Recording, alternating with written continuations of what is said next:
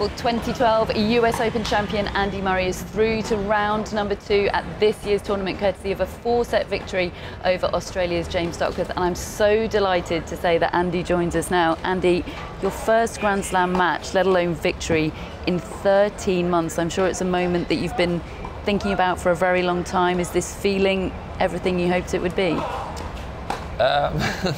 No, actually. I mean, I was pumped to be back playing on that court again. You know, it was an amazing atmosphere out there, and I was really happy to be back in a slam. But I actually felt fine. Like this morning, I was quite calm and stuff. When I played over the grass a little bit, I felt like really anxious and quite emotional before I went on the court. But today, I felt, you know, pretty calm, and I was looking forward to getting out there. But yeah, it felt kind of like another match to me, and I think that's a really positive thing. Does that mean that you're thinking about this in terms of, you know, the longer term rather than just this match and just getting the victory on the board today? Yeah, well, I think, you know, when I was out injured and stuff, like, I want to play tennis as long as I can, and I sort of said, like, you know, I'd be happy if, you know, I got to play at 50, 60 in the world, like, but also once I actually get back out there, like, I have expectations of how I want to play and how I want to do, and you know, I would like to have a good run in this tournament if I can. I'm certainly not expecting to win the event, but you know, I want to try and get through some rounds. Conditions were pretty cool for New York City, and then today you're on a brutally hot day. I mean, it was humid, it was 90 degrees. And I was watching your match, and it kind of felt like you were saving yourself a little bit, not going after a few balls you normally do. Did you do that intentionally in the first 3 sets?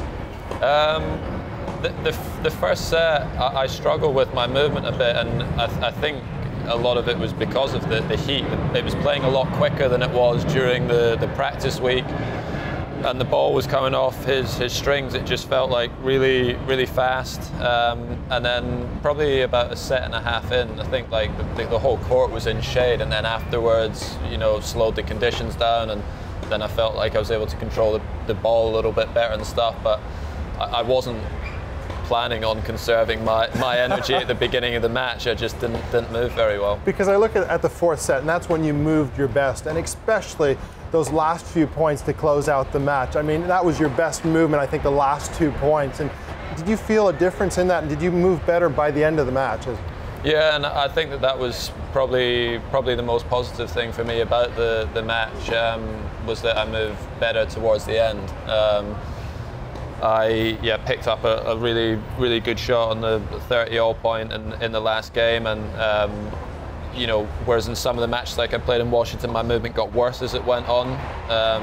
It probably shows I made a bit of progress, and that I actually started to move a bit better as the match went on. Yeah, we were saying that was one of the most positive signs, that actually you were getting better as the match went along. Now, in conditions like this, we all know it's about recovery. So what will you do between now and your next match to get ready? Well, I used to practice quite a lot on the off days. Before, I sometimes practice for like an hour and a half, and those days are over now.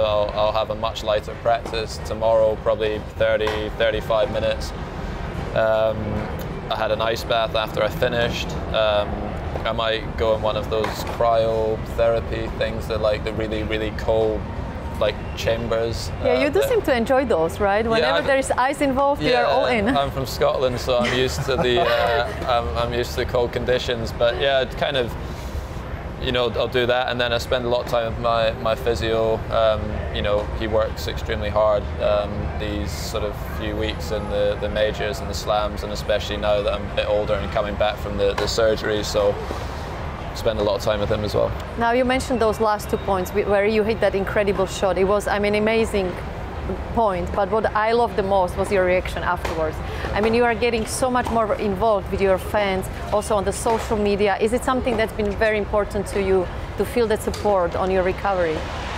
Yeah, I mean, that obviously helps. Like, you know, when I came back and played over the grass season, like, it was, you know, it was really nice. I got, you know, not just from fans, but like players and stuff, like saying like, really nice to have you back, welcome back and stuff. And I felt, yeah, that's maybe one of the reasons why I felt extremely emotional over that period, because it had been such a long time now.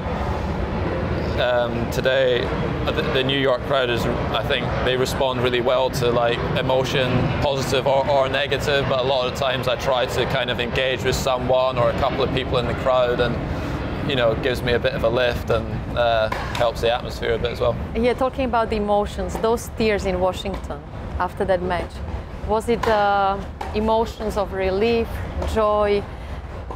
Tell Exhaustion. me more about Yeah. it. Was amazing. I mean, we are all getting emotional watching that. So, and it's so beautiful to see, and I think so inspiring for young generations to show, what it matters to you and how much care you put into what you do. Yeah, well, I mean, I care deeply about tennis. I love the sport. I've been doing it obviously since I was as a child, but I've dedicated my whole professional life to it, and I love it, and I'd missed it a lot. In that moment, there was so many things that I was thinking about, like, there was some happiness in there. I was really tired. It was a really late late day, 3-hour match, 7-6 in the third. So with the sort of the emotions of that. I was sore, my body was hurting, so there was like doubts as well that were sort of creeping in, and it just kind of obviously all came out on the court, and it didn't stop there. Like, it was really emotional pretty much the whole night when I got back to the locker room and got back to my room and stuff before I went to bed. So it was probably something that had been building up for quite a long time and needed to come out, and I felt better after it did. How aware were you of the response to that moment? There was such an incredible response to that moment. It kind of went viral on YouTube and social media.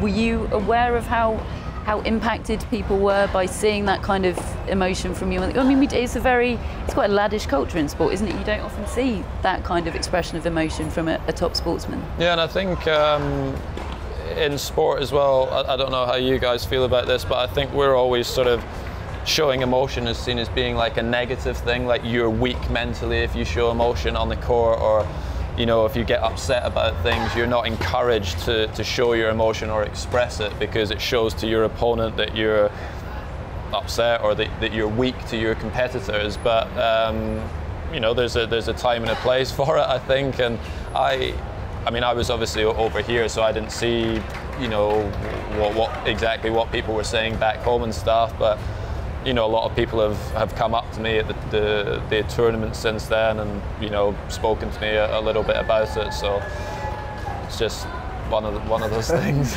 And they love a comeback story, in particular here in New York. When you think about some of the moments that Juan Martín del Potro has had on the courts here, they've particularly responded with so much warmth, because they seem so aware of everything that he's been through and how much he must love the sport to have worked his way back into it.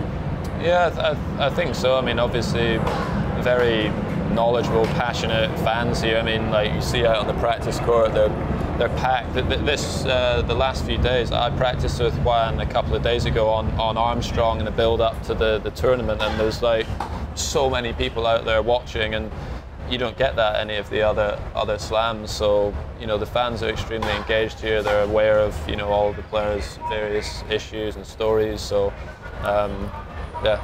I could do with as much support as possible this week. Just finally, Andy, we want to let you go and prepare for your next match, but we have to ask you about that. Fernando Verdasco, you've got a 13-1 head-to-head against him. That's pretty good. At this stage, though, in your career and your comeback, do head-to-heads go out the window a little bit?